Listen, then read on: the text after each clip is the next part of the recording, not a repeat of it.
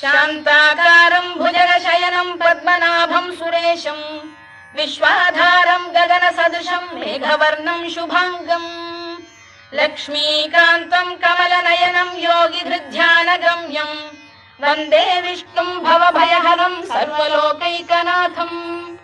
मेघश्यामं पीतकौशेयवासं श्रीवत्साङ्कं कौस्तुभोद्भासिताङ्गम् पुण्योपेतं पुण्डरीकायताक्षं विष्णुं वन्दे सर्वलोकैकनाथम् नमः समस्तभूतानामादिभूताय भूभृते अनेकरूपरूपाय विष्णवे प्रभविष्णवे सशङ्खचक्रं सकिरीटकुण्डलं सपीतवस्त्रं सरसीरुहेक्षणं सहारवक्षस्थलशोभिकौस्तुभं नमामि विष्णुं शिरसा चतुर्भुजम्